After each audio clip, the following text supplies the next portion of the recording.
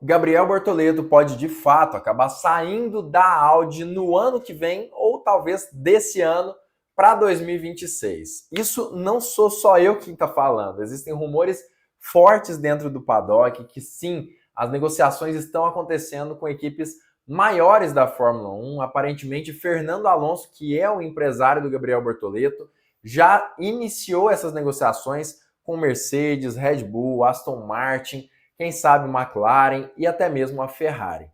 Só que a questão é a seguinte: por que a Audi seria uma equipe tão ruim para Gabriel Bortoleto?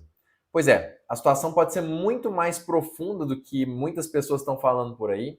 Já assisti várias notícias aí a respeito, vários vídeos, melhor dizendo, falando sobre isso, de Nelsinho Piquet, de Lucas de Grassi. A gente viu aí vários outros pilotos falando a respeito dessa situação, mas qual é a desvantagem absurda que pode gerar de fato uma desgraça constante nos próximos 5 ou mais anos para Gabriel Bortoleto dentro da Audi na Fórmula 1? Nesse vídeo a gente está respondendo uma pergunta do inscrito Isael Quaresma 6776. Quais são as vantagens e desvantagens da Audi na Fórmula 1 para Gabriel Bortoleto? Por que a equipe pode de fato estar sendo considerada como uma possível desgraça para o piloto brasileiro num prazo aí de meia década, por exemplo? Vamos entender tudo sobre isso. Então não esquece de deixar o seu like aqui embaixo, deixar o seu hype para que esse vídeo possa chegar em mais pessoas e para que a gente possa, claro, conseguir conquistar mais um público cada vez maior aqui no Brasil. Começando pela questão das equipes. Por que o Alonso e por que existem rumores de que Alonso realmente está negociando com outros times na Fórmula 1? Eu trouxe esse vídeo na semana passada, que foi um sucesso total aí no mundo da Fórmula 1, né? A gente conseguiu aí mais de 11 mil visualizações, que é um número interessante aqui para o canal. Nesse vídeo eu trouxe uma notícia do F1 Oversteer, que dizia que, segundo as fontes que eles têm, sim, Fernando Alonso já iniciou negociações com outras equipes para colocar o piloto brasileiro nessas outras. Eles trouxeram a Mercedes, como eu já disse, Red Bull e principalmente a Aston Martin, com a possibilidade também da Ferrari. O interesse nisso tudo era dar a Bortoleto, melhor dizendo, dar a Bortoleto a oportunidade de entrar numa equipe de ponta no grid da Fórmula 1 muito mais cedo do que a Audi poderia se tornar um time de ponta. E isso é uma obviedade. Aparentemente, Fernando Alonso estaria mais disposto em fazer essa troca de Gabriel Bortoleto da Audi para outra equipe a partir de 2027. Ou seja, ele esperaria para entender como a Audi vai reagir como equipe e, seguindo esse passo a passo, entre aspas, ele iria decidir levar ou não Bortoleto para outro time. Quais times são esses? O que pode estar acontecendo? Como está o mercado de pilotos? Isso eu não vou trazer nesse vídeo, mas a questão principal é exatamente essa. Já existe o interesse do empresário do Bortoleto em tirar o piloto brasileiro da Audi e levar para outra equipe, segundo esses vários rumores do paddock. A questão é, assistindo a vídeos, né, de pessoas conhecedoras do automobilismo, como Nelsinho Piquet, Lucas de Grassi, falando a respeito do Bortoleto, a gente começa a perceber um padrão sendo seguido. E é isso que a gente vai analisar nesse vídeo. Tanto o Nelsinho Piquet quanto o Lucas de Grassi acreditam que o desempenho de Gabriel Bortoleto nesse ano está sendo muito superior ao desempenho esperado para 2025. E ele poderia, inclusive, ser considerado como o melhor novato da temporada desse ano até agora, segundo alguns desses ex-pilotos da Fórmula 1. A questão que fica é, a Sauber tem entregado uma melhora tão grande no carro para essa temporada? Olha, alguns dizem que sim, outros dizem que não, mas o consenso é que a Sauber tem conseguido evoluir seu carro de forma absurda. Mas, Lucas, e isso não geraria, de certa forma, uma expectativa ainda maior sobre a equipe Audi a partir de 2026? Sim, a expectativa com isso se torna ainda maior. A Sauber tem conseguido bons resultados, a Audi, que é a continuação da Sauber, tende a continuar conquistando esses bons resultados, ou seja, a gente esperaria uma Audi que estaria pelo menos ali beirando as principais equipes da Fórmula 1. Quando eu falo principais, estou falando de Mercedes, Ferrari, Red Bull e McLaren. A Audi, se continuar se melhorando, né, se continuasse melhorando em comparação com o que a Sauber tem feito hoje, ela iria bater de frente aí com essas 4 primeiras equipes. Não é isso? A questão que fica é, será que com a mudança do novo regulamento da Fórmula 1, a Audi vai conseguir acompanhar o nível de desenvolvimento das suas principais rivais? Esse é o grande problema que pode, de fato, gerar a desgraça de meia década para Gabriel Bortoleto na Fórmula 1. Como a gente sabe, a Fórmula 1 é uma categoria que consegue desenvolvimentos tecnológicos que acabam se somando no decorrer dos anos. Então, uma equipe que se inicia do zero, geralmente tem muita dificuldade de acompanhar outros times da maior categoria do automobilismo mundial nos primeiros anos. E isso é um grande problema, mas também acaba priorizando as equipes que já estão na categoria. Lucas, mas a Audi não vai chegar como Sauber? Ela já não tem uma equipe? Com certeza. O grande problema é que hoje a Sauber é cliente dos motores Ferrari. Ela recebe os motores Ferrari para utilizar em seus carros. Portanto, ela não desenvolve esses motores. E isso é o primeiro problema que pode gerar essa desgraça. O desenvolvimento dos motores da Audi aparentemente está acontecendo em sedes de desenvolvimento que também são utilizadas tanto para a Fórmula E quanto para as marcas de endurance, melhor dizendo, para as categorias de endurance, como a WEC. E segundo uma entrevista que Lucas de Grassi deu ao podcast do motorsport.com, ele tem contatos dentro da fábrica. E esses contatos continuam dizendo a ele que os motores estão, de fato, muito defasados em comparação com outras equipes da Fórmula 1. Então, a Audi, teoricamente, já chegaria em 2026 muito atrás dessas 4 primeiras equipes e, quem sabe, de outros times da Fórmula 1 que, obviamente, vão comprar os motores destas 4 primeiras equipes, ou melhor dizendo, das 3 primeiras equipes, né? No fim das contas, por conta desse problema, a Audi já chega no prejuízo.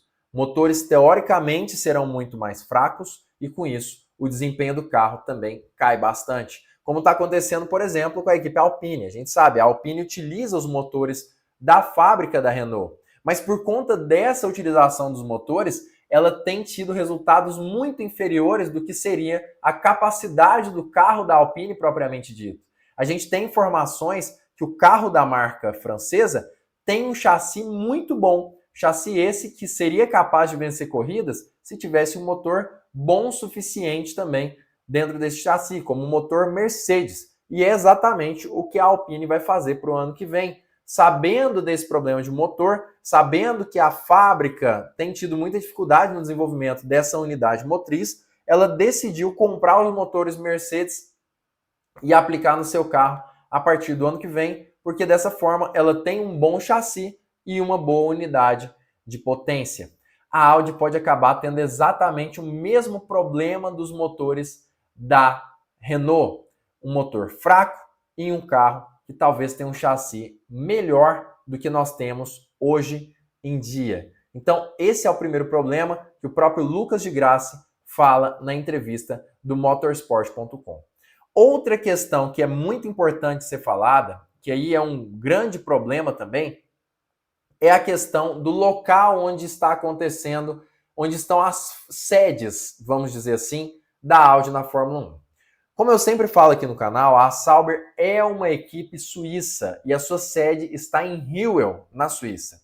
O problema é que a Suíça já é um país muito mais caro e, por isso, os salários também são mais altos. Consequentemente, os funcionários que estiverem morando na Suíça vão receber mais, com isso o teto orçamentário da Sauber fica prejudicado e o desenvolvimento desses novos carros também se prejudica. Como a gente sabe, a Audi continuará com a sede em Hüel, até porque não dá para levar uma sede de um lugar para outro de forma fácil, e também terá outra sede vamos dizer assim, no coração do automobilismo mundial, que vai ser justamente na Grã-Bretanha. O problema é que são duas sedes separadas que possivelmente podem começar a ter, vamos dizer assim, duas ordens, né? Duas hierarquias dentro dessas sedes.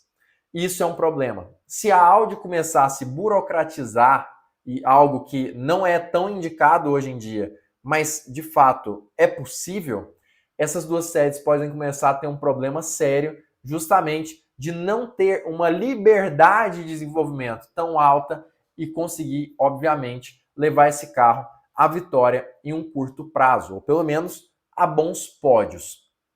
Hoje a Audi é um projeto que ou vai dar muito certo no médio e longo prazo, ou vai dar muito errado, e aí pode mesmo ser a desgraça do Bortoleto por muito mais tempo. Então, a questão que fica e é o que tanto o Nelsinho Piquet concorda, quanto o Lucas de Graça concorda, e quanto um outro piloto, que é o dono lá do canal Litrão Sincerão, também concordam. Se Gabriel Bortoleto obtiver uma proposta em uma equipe maior, como é o caso da Mercedes, ele deveria abraçar essa proposta. Essa é a opinião dos três pilotos, tá? Que ele já deveria procurar outras equipes já nesse momento, assim como, segundo esses rumores que eu falei no início desse vídeo, Fernando Alonso já estaria fazendo. A questão que fica para qual equipe Gabriel Bortoleto iria? Eu já falei sobre isso em outro vídeo. Existem várias possibilidades, mas, na minha opinião, a melhor possibilidade em questão de companheiro de equipe, de fato, está na Audi. A gente tem um companheiro de equipe que, entre aspas, é fácil de ser batido por Gabriel Bortoleto, por mais que Nico Hülkenberg seja um grande piloto, segundo a maior parte das fontes da Fórmula 1, ele não é um piloto que vai continuar no nível do Bortoleto por muito tempo. O Gabriel já está pegando o carro, já está entendendo como o carro funciona, e Hülkenberg já está ficando para trás, então não vai ter jeito nesse sentido. Hülkenberg vai ficar para trás, vai virar um piloto defasado, então é um piloto fácil. Quando a gente pensa em outras equipes, Mercedes, por exemplo, na situação em que George Russell sai da equipe e ele entra no lugar do George Russell, o Antonelli é um companheiro difícil. Se ele entrar no lugar do Antonelli, o Russell é um companheiro difícil. No caso da Red Bull, se ele entrasse no lugar de Max Verstappen, seria um pouco melhor. Só que a Red Bull é uma equipe que está passando por uma instabilidade muito grande administrativamente falando. Então, quando a gente pensa sobre essa instabilidade, será que faria sentido o Bortoleto sair de uma Audi que está se estruturando para ir para uma Red Bull que aparentemente está se desestruturando? Eu acho que não faz tanto sentido. A Ferrari é outra equipe do mesmo jeito. Bortoleto entraria na Ferrari, como foi a sugestão de Bernie Eccleston, e ao lado dele teria Charles Leclerc. Na McLaren teria Lando Norris ou Oscar Piastri. Em qualquer uma dessas equipes, a situação é complicada. A questão talvez Bortoleto fique sem opção. Talvez a única opção que ele tenha nos próximos 5 anos, se ele for escolher mesmo mudar de equipe, é sim acabar indo para um time que tem outro piloto muito forte ao lado dele.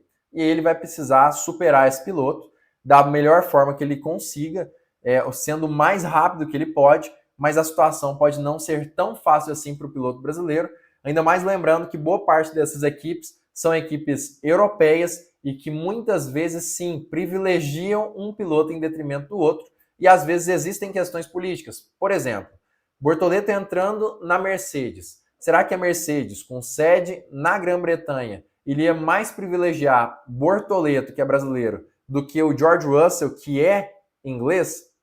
Eu não sei. A questão que fica é justamente essa.